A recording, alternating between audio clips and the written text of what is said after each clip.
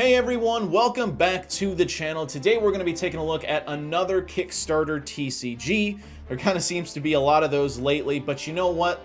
Like I said before, more TCGs on the market actually will breed more creativity in the hobby. So today we're going to be taking a look at Spells of Magic. Let's go ahead and take a look at the video. That's always going to be the first place I'll look to see what your Kickstarter is all about. So I'm kind of hoping that the creator here gives us a little more information than just like a quick, highlight reel of your cards and stuff like that. Let's see what he's got to offer.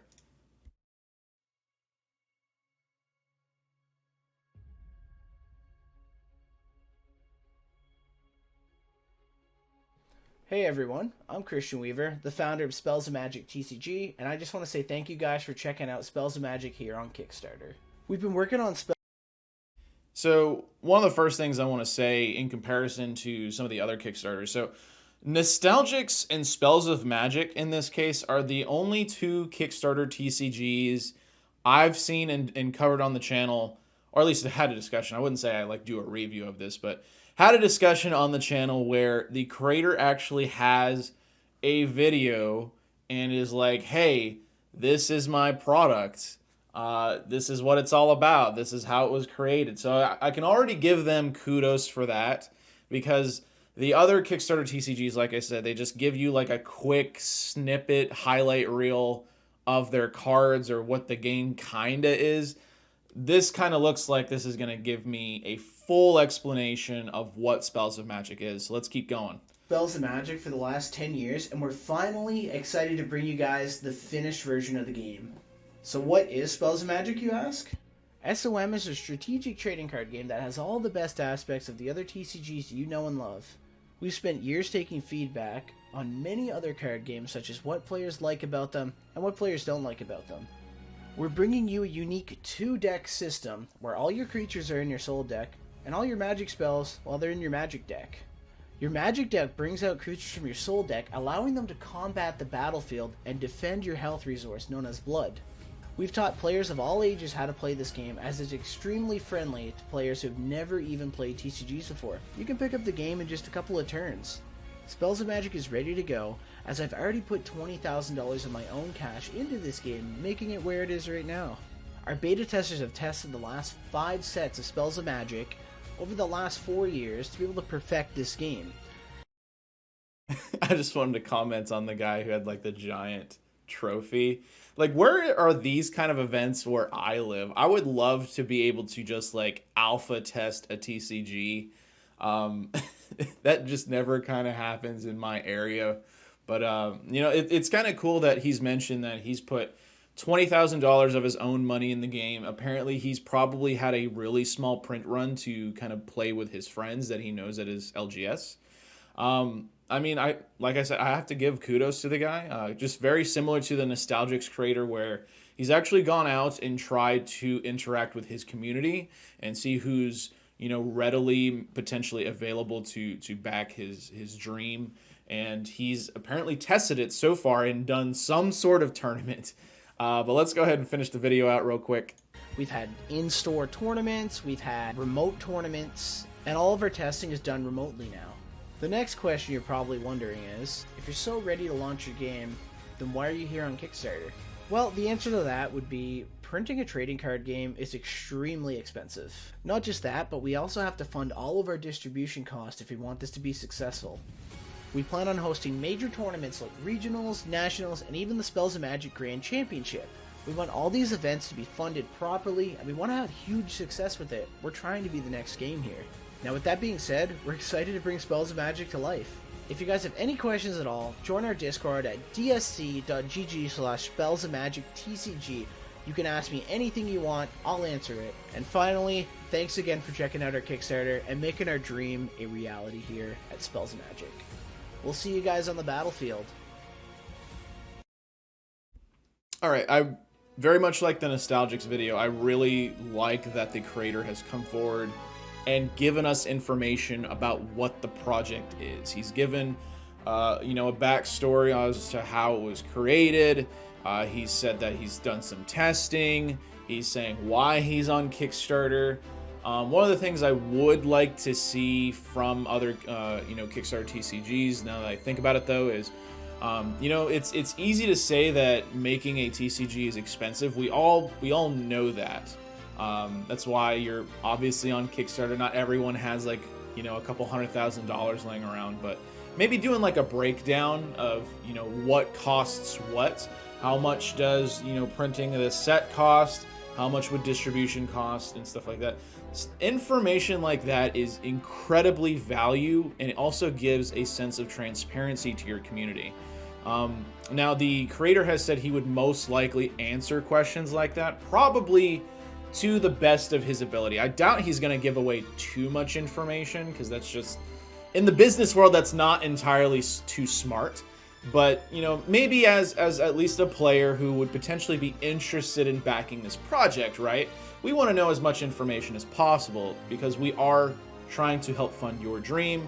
And if you're trying to be the next game, you got to do a little bit, you got to do things a little bit differently than, the big guys like Wizards of the Coast that have been kind of ticking off the TCG world as of late. So let's keep going with the Kickstarter. Either way, good start so far, Spells of Magic. I do like that you have been at least relatively transparent, like a couple other TCGs.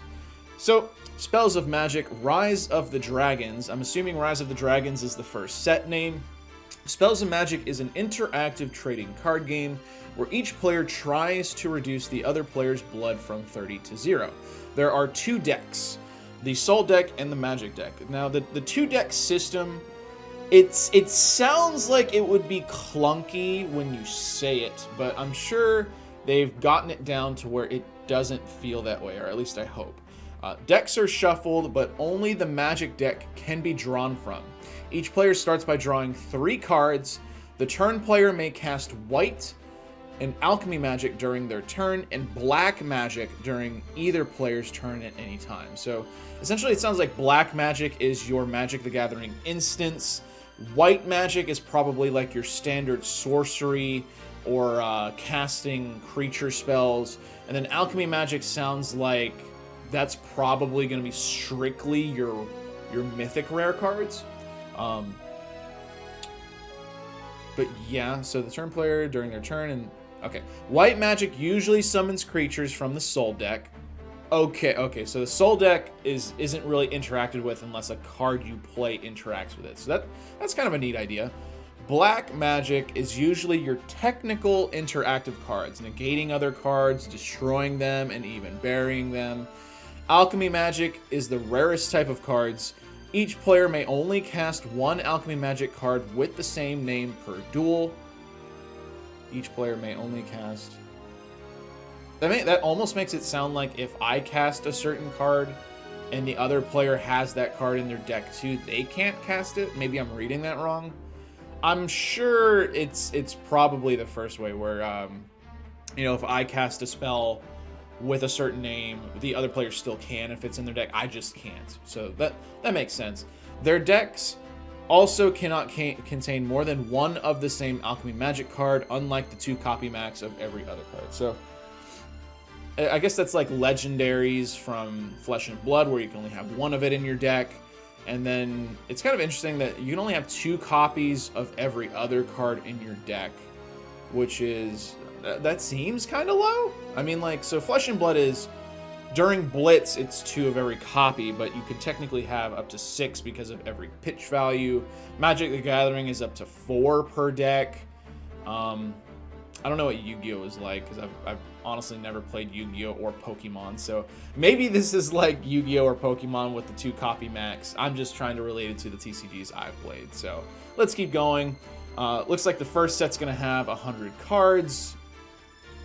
I think further down below there's a little more than 100, but maybe that was just kind of like, hey, there's cards to collect, like every TCG. The card breakdown. I really like the framing and how the art is presented, because it kind of looks like it's a portal from a ring showing the art of the card. That's something I do have to say. Every Kickstarter TCG I've taken a look at here, the framing of the card just looks neat. I don't know how every Kickstarter TCG has kind of like captured me that way, but they really have. So Wolf of the Sand, that's your card name. Type, beast, sand. Element, I almost want to say that should just be called time.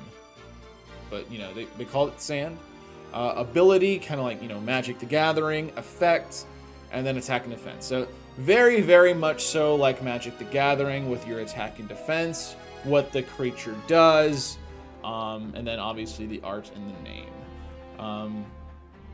The art styles kind of have like clashing designs here, because like you have like I want to say it's almost like a cell shaded / like hyper realistic tone here, and then it goes to like this old school Pokemon watercolor kind of feel here. I don't know, like the art style just kind of seems to clash a little bit. That's probably just because they have multiple different artists, so that might just be something that's a little inconsistent. So it says, yeah, I thought so. 192 cards in the first set, 16 mythic rares to collect, Kickstarter exclusive cards. Like, there's always Kickstarter exclusive cards. They're usually just promos.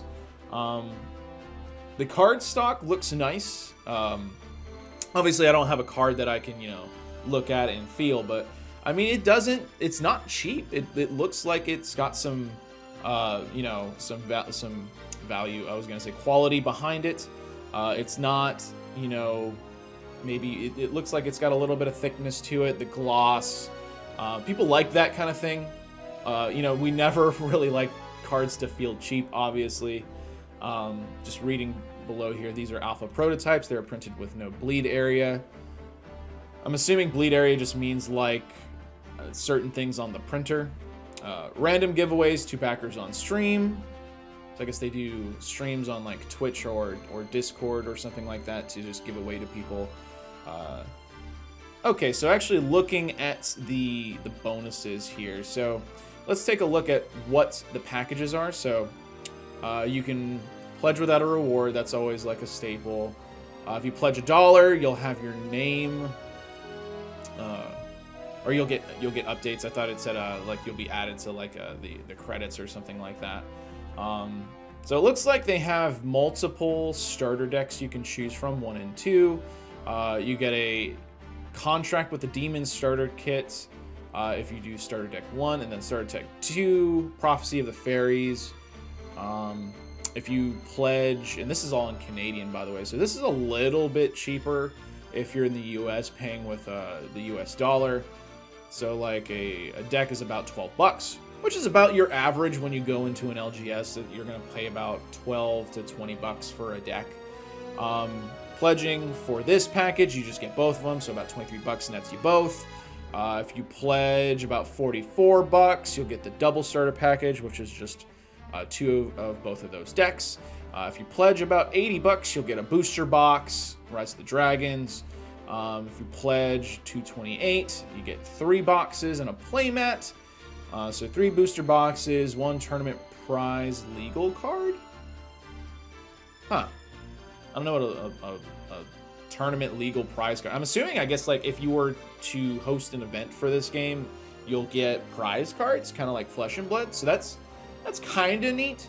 I almost feel like if you're paying this much, though, they should include the decks, though.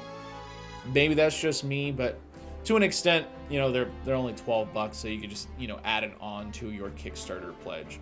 And then this one, if you pledge the $228, you also get a playmat.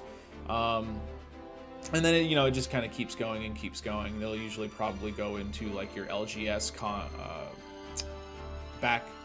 backer levels, as well as just, you know, the bigger you get, like the more booster boxes you get.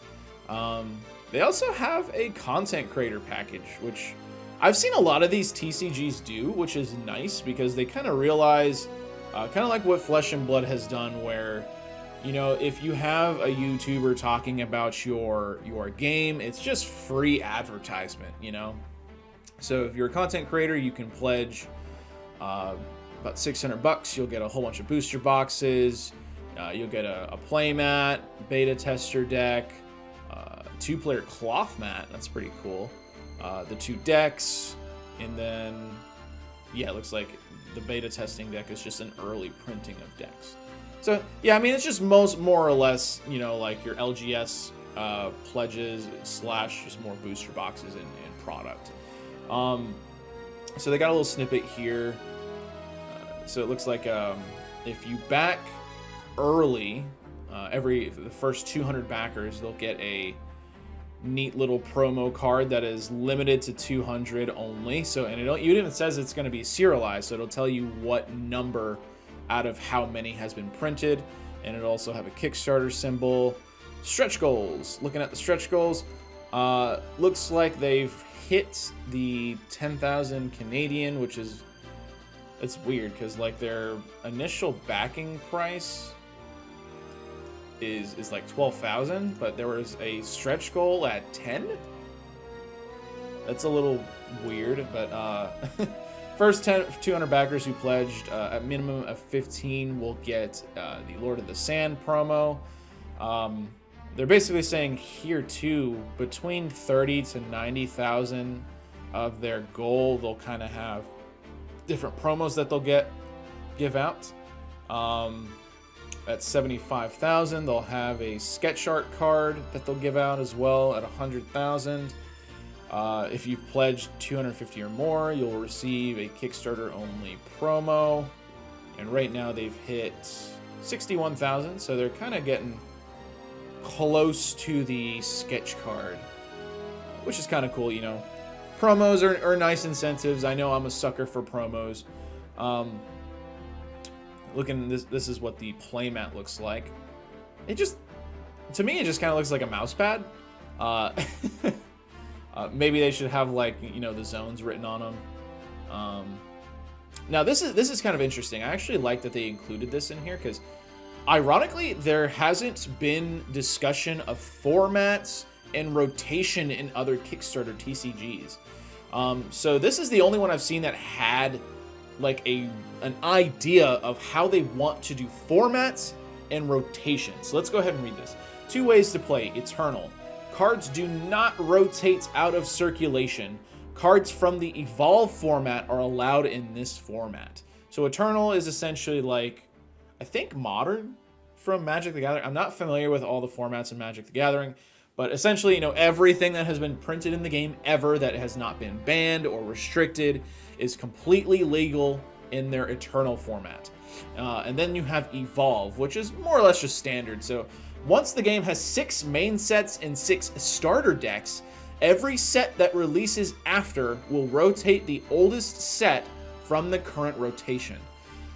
There will never be more than 6 main sets in this format, along with 6 starter decks. So more or less just standard, you know, your 6 sets, and then when a new one comes out, the oldest one rotates out. So you'll constantly, or not really constantly, but, you know, theoretically you would have to update your deck every couple months depending on their release schedule. I do like that they included that here because they have at least some idea of how they want to structure their game for LGS and tournament play versus, you know, others that I've seen where they didn't include that at all. So here is a how to play video. We'll play a minute or 2 of this just to kind of get a feel of how the game is played. I won't play the whole video because it is like, I think, like 6 minutes or something like that. Let's go ahead and tune into a couple minutes. Spells of Magic is a game created way back in 2010 as an idea, and projecting to be a reality by 2022. Kicking its way into the trading card game industry, this game offers unique elements on some already familiar gameplay style. Let's jump right into it.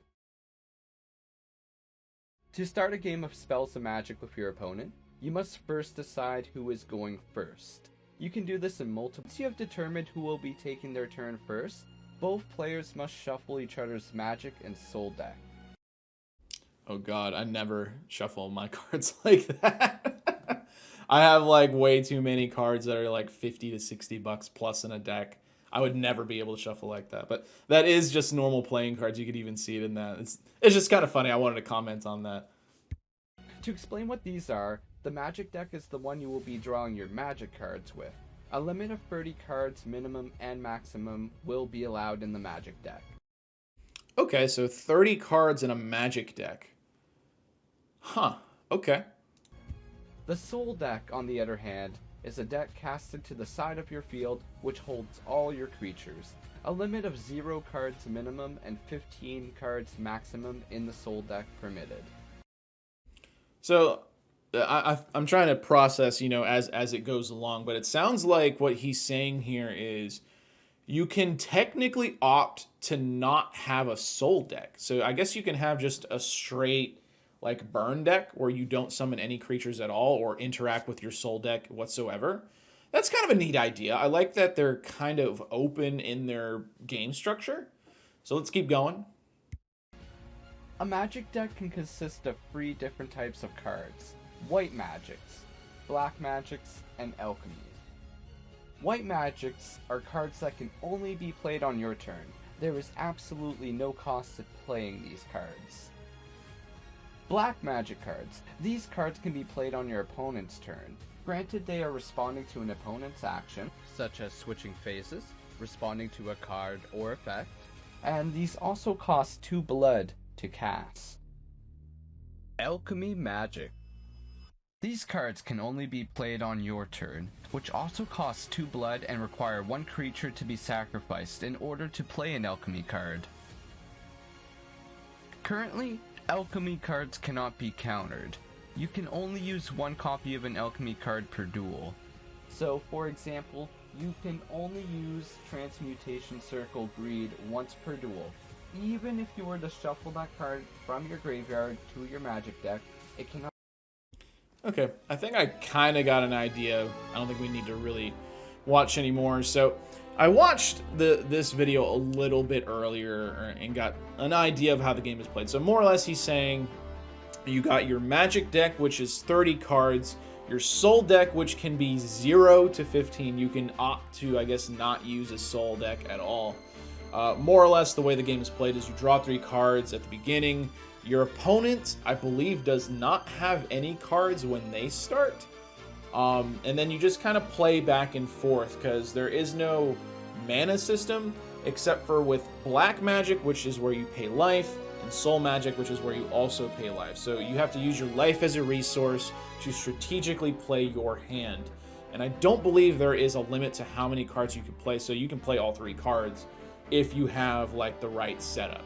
So it kind of seems like these card games are going to be relatively quick, because if you're playing cards with kind of like no limit on mana and you're maybe, sacrificing life to play a lot of cards to maybe take out your opponent as fast as possible, that 30 life is probably going to go down pretty quick. So I can see a game lasting maybe only 10 to 15 minutes versus like a very long, drawn out game that you'll see sometimes with like Commander or something like that.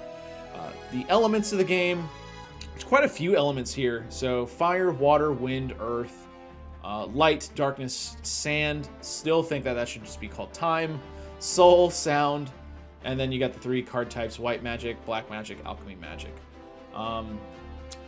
This is the Kickstarter exclusive cards. I believe this is just like a highlight reel of certain cards from the set. And they also have a calendar here, which is nice that they've included like what their plans are. So they are actually the only Kickstarter we've covered so far that has a relatively long Kickstarter campaign. I think that's realistic if you're thinking about it, because if you're coming into Kickstarter with your idea, you have a little bit of money, you don't have a lot, you're really only maybe interacting with your local game stores around in your area and you're reaching out to them, but you don't have like a large presence online. You need to have some time to advertise the game and ask maybe some of the bigger YouTubers, way bigger than me, to maybe talk about your game or at least check out your game. You reach out to them, you give them products, you say, hey, I just want you to try out my game and maybe talk about it. I'm just trying to get myself out there. I just want people to play my game.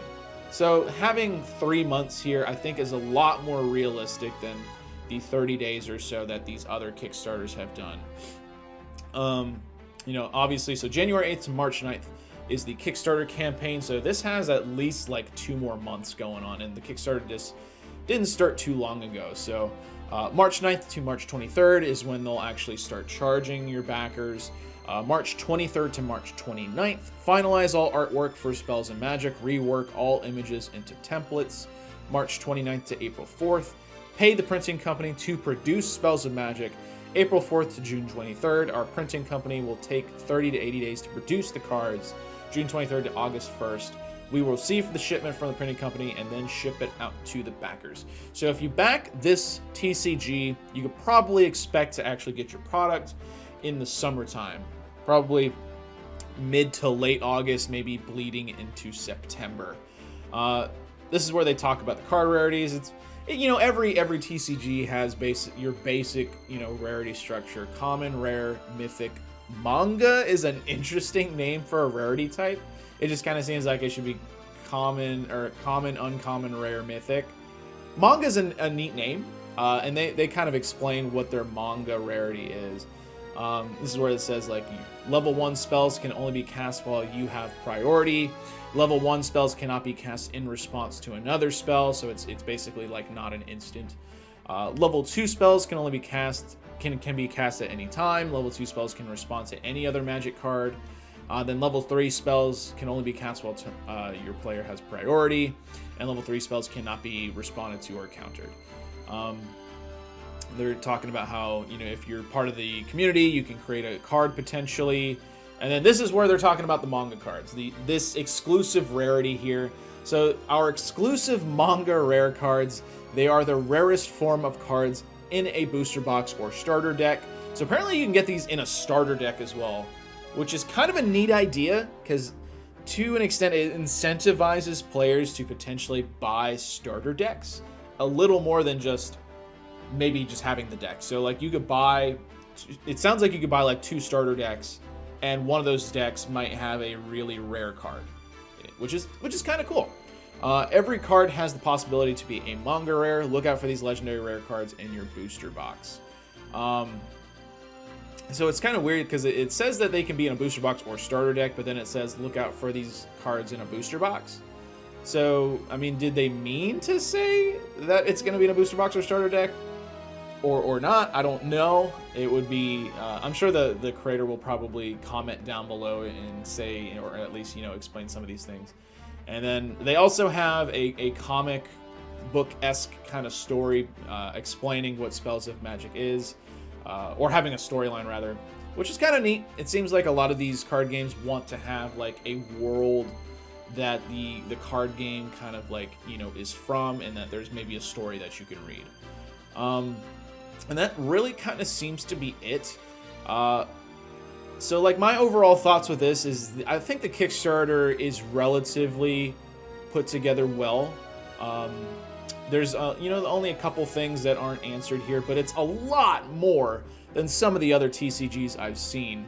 I'd say really the only thing that kind of turns me off about the game so far is the art style. Kind of seems to be all over the place. You got a bunch of different kind of art styles going on here. It almost seems like maybe, at least this is just personally, this is really no major criticism on the game. They got like, you know, that hyper realistic cell shading going on, and then you have like these watercolor old style Pokemon art styles going on, and then you have like, you know, like not really like realistic looking, but like I'm not an art major or anything like that, but I just want to say that there is like a little bit of clashing with art styles going on. But that's really my only major gripe that I'm seeing here. Other than that, the game seems like it could, you know, relatively be a fun game to play. I wouldn't know because I haven't had my hands on it. But I just wanted to say, you know, good luck to these guys. Like I say to all the other Kickstarter TCGs I've covered. That will be it for this video. Comment down below if you're interested in Spells of Magic, or if you're potentially going to back this product. Other than that, I will see you in the next video. Have a good one, everybody.